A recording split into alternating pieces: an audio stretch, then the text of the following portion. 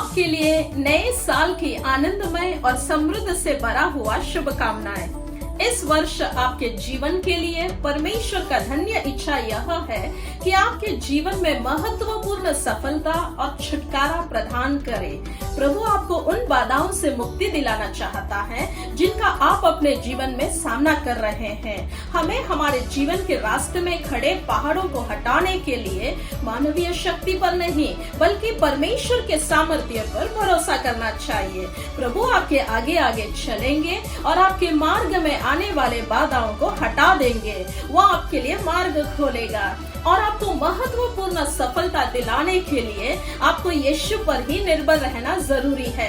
जकरिया के 4, 6 और 7 वचन में लिखा है, तब उसने मुझे उत्तर देकर कहा, जरुब्बाबेल के लिए यहोवा का यह वचन है, ना तो बल से ना शक्ति से परंतु मेरी आत्मा के द्वारा यह होगा। मुझ सेनाओं के यहोवा का यही वचन है, हे बड़े पहाड़ तू क्या है, जरुब्बाबेल के सामने तू मैदान हो जाएगा और वो छोटी का पत्थर यह पुकारते हुए आएगा, उस पर अनुग्रह हो अनुग्रह। यशायाह के 45 के 2 और 3 वचन में, मैं तेरे आगे आगे जाऊंगा और ऊंचे ऊंचे भूमि को चौरस करूंगा।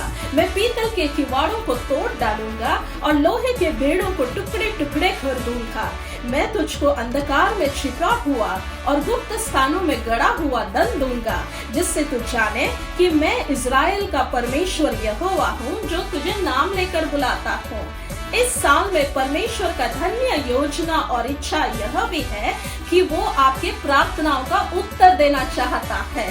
वो आपका स्वर्गीय पिता है जो अपने संतान को अच्छा भेंट देना चाहता है। इसलिए विश्वास के साथ पूछकर अपने प्रार्थनाओं का उत्तर को पाइए।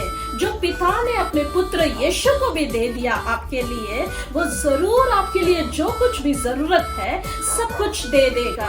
हमें यीशु के नाम से प्रार्थना करना है। वही नाम है जिससे स्वर्ग बड़ी तत्परता और शीघ्रता से आपके प्रार्थनाओं का उत्तर देगा। यूहन्ना के 14 अध्याय के 13 और 14 वचन में लिखा गया है, जो कुछ तुम मेरे नाम से मांगोगे वही मैं करूंगा, कि पुत्र के द्वारा पिता की महिमा हो।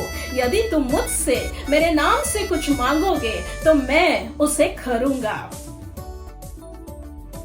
Wishing you a joyful and prosperous new year. The blessed will of God for your life this year is to give you a breakthrough in your life.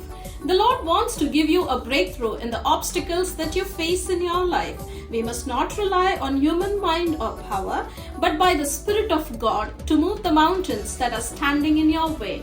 The Lord will go before you and remove the barriers in your path. He will open a way for you. You must rely on Jesus to grant you a breakthrough. Zechariah 4 verse 6 and 7 says, Then he answered and spake unto me, saying, This is the word of the Lord unto Zerubbabel, saying, Not by might nor by power, but by my spirit, said the Lord of hosts. Who art thou, O great mountain?